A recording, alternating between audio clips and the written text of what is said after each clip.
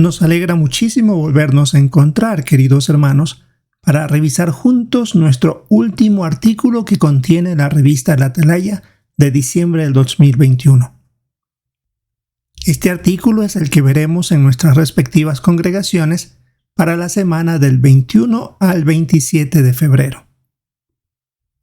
Y el título del estudio es Sigamos escuchándolo. El artículo número 51. El texto base de este artículo es Mateo 17:5. Este es mi Hijo amado. Él tiene mi aprobación. Escúchenlo. Con relación al avance dice así. Jesús nos dice que entremos por la puerta angosta que lleva al camino de la vida y que hagamos las paces con nuestros hermanos. ¿Qué dificultades podemos encontrarnos al tratar de hacer lo que nos dijo y cómo podemos superarlas? Ya teniendo idea de lo que vamos a hablar, empecemos entonces la consideración de los párrafos. El número 1 y 2 tiene la parte A.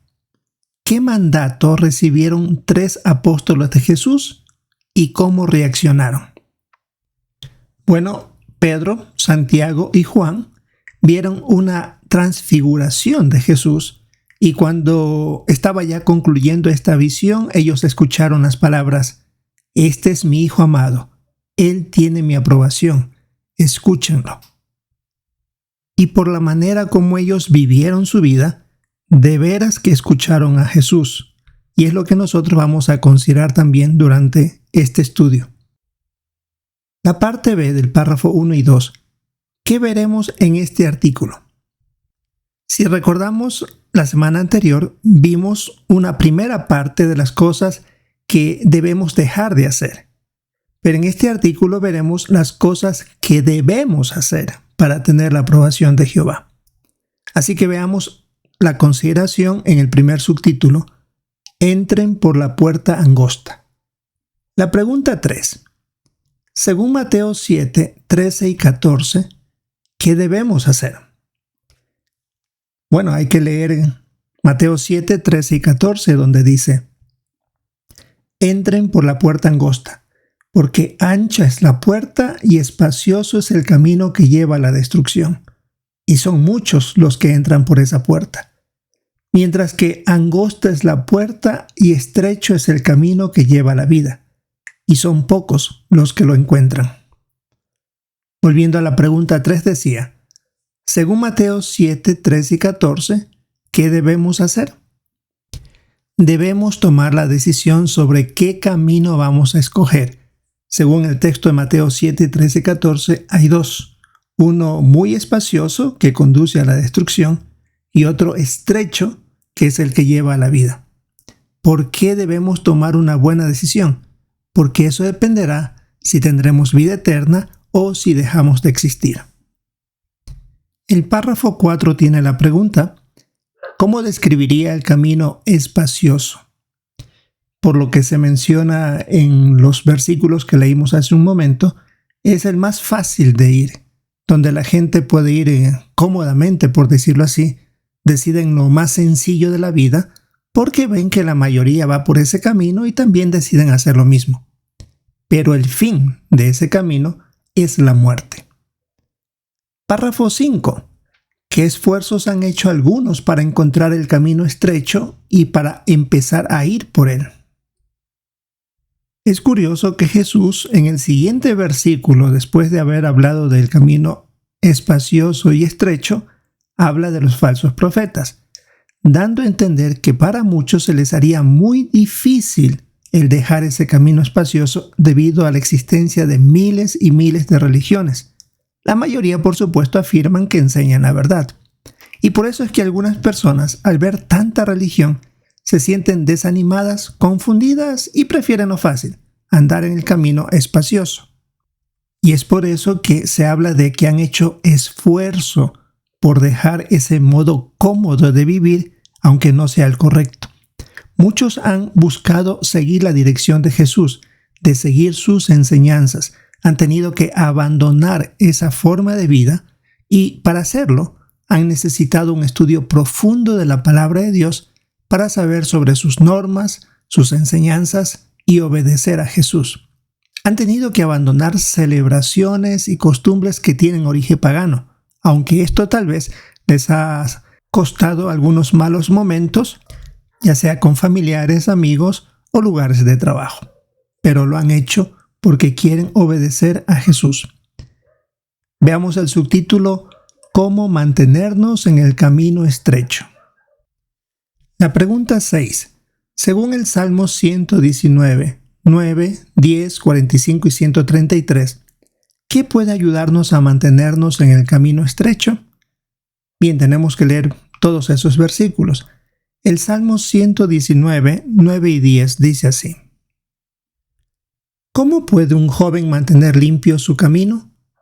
Estando en guardia y actuando de acuerdo con tu palabra. Te busco con todo mi corazón. No dejes que me desvíe de tus mandamientos. Ahora el versículo 45. Y andaré por un lugar seguro, porque busco tus órdenes. Con tus palabras, haz que sean firmes mis pasos, que nada malo me domine. Volviendo a la pregunta, decía, según Salmos 119, los versículos 9, 10, 45 y 133, ¿qué puede ayudarnos a mantenernos en el camino estrecho? En los versículos que leímos, como el 9 y el 10, se habla de actuar de acuerdo con su palabra, la palabra de Jehová. En el versículo 45 se habla de buscar las órdenes de Jehová. Y en el 133, que nuestros pasos sean firmes gracias a las palabras de Dios. Por lo tanto, en estos 4 versículos se nos enseña a recordar, a obedecer las normas de Jehová, que son como barreras en una carretera. En el dibujo que aparece en nuestra revista, se puede ver un carro que va por un camino estrecho, con curvas, ¿y qué es lo que tiene ahí? Unas barreras de protección. En caso de que surja algo con el camino o los frenos, pues estas barreras impedirán que caigamos al abismo. Así son las normas de Jehová. Por esa razón es que cuando leemos el Salmo 119, todas hablan de mantenernos con vida si seguimos obedeciendo las normas de Dios. El párrafo 7, la pregunta: ¿cómo deben ver los jóvenes el camino estrecho? Es cierto que es un camino no tan fácil de andar, pero también es un camino que nos evita la muerte. Usando como ejemplo lo del camino y las barreras y las curvas que vimos en el dibujo, ¿no es verdad que cuando uno anda por un camino así va un poco más cuidadoso, más pensativo, tomando decisiones más sensatas? No se anda muy apurado.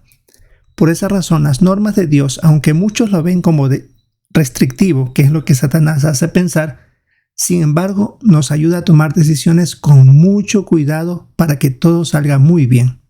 Y pensando en el punto de que Satanás hace ver que se pierden de algo bueno, también él no le interesa al final, que les espera a todos los que van por el camino espacioso. Pero en cambio Jehová se toma la molestia de decirnos lo que debemos escoger, cómo debemos hacerlo, porque quiere que preservemos nuestra vida, demostrando que es un Dios tan amoroso.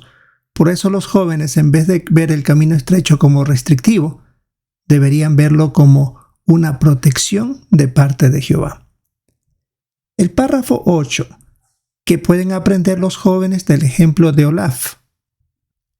Los compañeros de clase de Olaf lo presionaban para que participara en conducta inmoral cuando él se identificó como testigo de Jehová. Es más, dice que varias chicas se propusieron como un reto para que tuvieran sexo con ellas, pero él no cedió a la presión.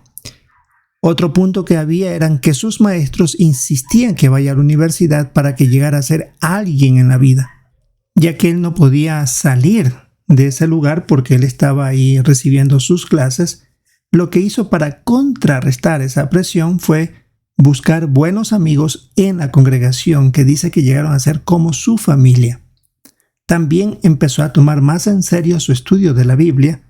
Mientras más se profundizaba, más estaba convenciéndose de que tenía la verdad y que estaba decidido a servir a Jehová. Así que aunque no pudo cambiar el ambiente, pero él pudo fortalecerse para aguantar eso. Veamos el párrafo 9. ¿Qué debemos hacer si queremos mantenernos en el camino estrecho? Queremos seguir escuchando a Jesús y también ver este camino como una protección para no salirnos de él. Ahora nos toca ver el subtítulo: Haz las paces con tu hermano. El párrafo 10, la pregunta, según Mateo 5, 23 y 24, ¿qué dijo Jesús que debemos hacer? Bien, leyendo el texto de Mateo 5, 23, 24 dice: Por eso, si estás llevando tu ofrenda al altar y allí te acuerdas de que tu hermano tiene algo contra ti, deja tu ofrenda allí, delante del altar, y vete. Primero haz las paces con tu hermano y luego vuelve y presenta tu ofrenda. Decía la pregunta 10, según Mateo 5, 23 y 24, ¿qué dijo Jesús que debemos hacer? Él habló de hacer las paces con nuestros hermanos. Lo puso de tanta importancia que si alguien iba en esa época a hacer un sacrificio y se acordaba que había algún inconveniente con otro judío, pues mejor que lo dejara ahí, el sacrificio, y fuera a hacer las paces con su hermano y luego de eso regresara a continuar con el sacrificio que deseaba realizar. Así que se veía de una importancia. Veamos el párrafo 11. ¿Qué pasos dio Jacob para hacer las paces con Esaú? Por la historia de la Biblia sabemos que Jacob se alejó de su hermano Esaú debido a que peligraba su vida cuando suplantó la identidad de él y recibió la bendición de parte de su padre Isaac. Pero ahora era el momento de regresar y reencontrarse. Y claramente la Biblia menciona que él tenía mucho miedo y angustia por lo que podía pasar en cuanto a la reacción de su hermano. ¿Qué es lo que él hizo? Se preparó. Primero oró de corazón a Jehová, pidió la ayuda de él. Luego le envió a Esaú un regalo muy generoso para tratar de que se calmara. Y por último, cuando por fin se vieron cara a cara, él tomó la iniciativa y honró a Esaú inclinándose por 7 ocasiones. Es decir, demostró humildad y respeto por su hermano. Trató de ganárselo de esa manera. El párrafo 12 dice: ¿qué aprendemos del ejemplo de Jacob? Que debemos dar los mismos pasos. Que debemos pedirle a Jehová con humildad que nos ayude a decir las cosas apropiadas. Para eso hay que prepararnos para el encuentro. Y claro, no queremos al reencontrarnos con esa persona a ponernos a discutir quién tenía o no la razón. Recuerde que el objetivo es hacer las paces con nuestro hermano. Y aquí en el dibujo pues podemos ver la actitud de Jacob, un hombre que tenía toda la aprobación de Dios, que tenía inmensa riqueza, igual o mayor que Esaú, pero aún así lo que a él le interesaba era llevarse bien con su hermano. Así que ahí se puede ver el buen resultado. La Biblia indica que tuvieron un reencuentro hermoso, muy sentimental, donde llegaron a hacer las paces. Veamos el subtítulo: ¿Cómo hacer las paces con los demás? Párrafos 13 y 14. ¿Qué debemos hacer si hemos ofendido a otro cristiano? El texto que se menciona aquí en el párrafo 13 de Romanos 12:18 es muy bueno, donde dice: si es posible, hasta donde dependa de ustedes, vivan en paz con todos. Así que ese es un buen objetivo dentro de nuestra organización, de la congregación, llevarnos bien con los demás. Y si hemos cometido un error y hemos ofendido a otro cristiano, necesitamos hacer lo mismo que hizo Jacob: orarle a Jehová y pedirle que bendiga nuestros esfuerzos por hacer las paces con esa persona. Claro, para eso también necesitamos hacernos un autoexamen para saber si estamos dispuestos a tragarnos nuestro orgullo y pedir disculpas con humildad y hacer las paces. La pregunta que hay en el párrafo 13 es muy buena, donde dice: ¿cómo se sentirán Jehová y Jesús si tomo la iniciativa y hago las paces con mi hermano o hermana?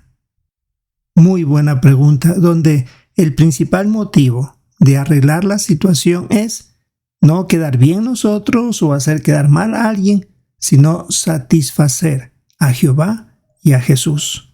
Recuerde que cuando se habló de Mateo 5, 23, 24, hablaba de si estamos por hacer un sacrificio y nos acordamos de algo que hay contra otro hermano, dejémoslo ahí y vamos a arreglarlo y regresamos.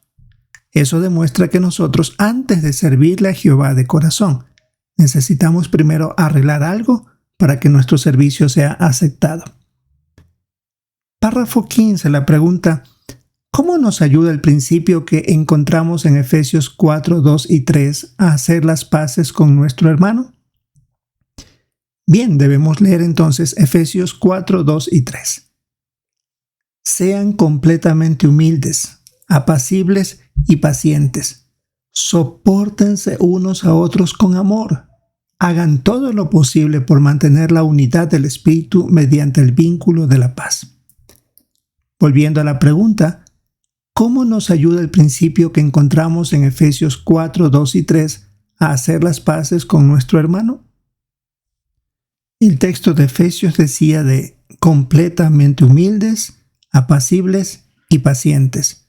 Esa es la actitud con la que queremos conversar cuando hay un hermano que está ofendido. Y el texto que también se pone como Proverbios 18, 19 dice: un hermano ofendido es más inaccesible que una ciudad fortificada. Y cuando uno pide disculpa de manera humilde, sin sacar a la luz el inicio de todos los problemas, se dice que es una disculpa como si fuera la llave que permite entrar en esa fortaleza. Es decir, como que se vence cualquier obstáculo y se hacen las paces. Párrafo 16. ¿Qué debemos pensar y por qué? Hay que pensar en las palabras que vamos a decir y, por supuesto, también cómo se lo vamos a decir, porque es posible que de eso dependa que llegue a buen término esta conversación. Otra posibilidad es que se nos diga algo que no sea nada agradable, que pueda ofendernos y dejar el asunto ahí. Así que queremos estar dispuestos a aguantar, por decirlo así, porque el objetivo principal es hacer las paces. El párrafo 17. ¿Qué aprende usted del ejemplo de Gilbert? El caso de este hermano no cuenta que el familiar sea testigo, y es ahí donde se hace un poco más complicado. Menciona que tuvo 2 años tratando de hacer esfuerzos por hablar con calma y franqueza para tratar de recuperarse una buena relación. Aparte de eso, dice que oraba y se preparaba para no ofenderse si se le decía algo que lo iba a herir. Y también tenía que estar listo para perdonar. Un punto que él menciona es: aprendí a no luchar por mis derechos y comprendí que mi obligación era fomentar la paz. ¿En qué resultó esos 2 años de esfuerzo? Pues él menciona que ahora se lleva bien con todos los miembros de su familia. Valió la pena el esfuerzo. Párrafos 18 y 19. Si hemos ofendido a alguien, ¿qué debemos hacer y por qué? Debemos hacer las paces, pedirle a Jehová su Espíritu Santo para que nos ayude a resolver ese problema. Queremos, por supuesto, también agradecer a Jehová por usar a Jesús como el cabeza de la congregación, quien nos dice que debemos hacer las paces. Es lo que mencionaba este estudio, las 2 cosas: seguir en el camino estrecho y hacer las paces. Ahora tenemos el repaso de qué aprendió en este artículo. La primera pregunta: ¿por qué debemos escuchar a Jesús y mantenernos en el camino estrecho? Bueno, porque es nuestra obligación escucharlo y seguir su ejemplo. Y claro, si queremos vivir para siempre, necesitamos mantenernos en el camino estrecho, siguiendo las normas de Jehová, que son como una barrera de protección que estábamos viendo como ejemplo. La segunda pregunta: si ofendemos a alguien, ¿por qué es importante que hagamos las paces con él? Porque vimos que más importante que ofrecer un sacrificio a Jehová es hacer las paces con nuestros hermanos. Eso lo dijo el mismo Señor Jesucristo. Así que es una obligación cristiana. Y por último, ¿cómo nos beneficia escuchar a Jesús? Si escuchamos la voz de Él, vamos a ser felices, eso no hay cómo dudarlo. Por supuesto, también podríamos recibir muchísimas bendiciones ahora y el camino estrecho nos conducirá a la vida para siempre. Así que hermanos, ahí tenemos nuestro estudio de la Atalaya esta semana. Algunas ideas con las cuales podríamos trabajar para participar con comentarios y poder así entender la información que Jehová nos da mediante su esclavo fiel. Esto es lo que nos corresponde ver para esta semana de 21 al 27 de febrero. Recordamos el título del artículo, Sigamos escuchándolo. Es el artículo de estudio número 51. Con este estudio, pues ya concluimos el uso de nuestra revista La Atalaya de diciembre del 2021, así que para la próxima semana sería el uso de la revista de enero del 2022. Y esperamos disfrutar de nuestra reunión de fin de semana y si es la voluntad de Jehová encontrarnos en una próxima ocasión.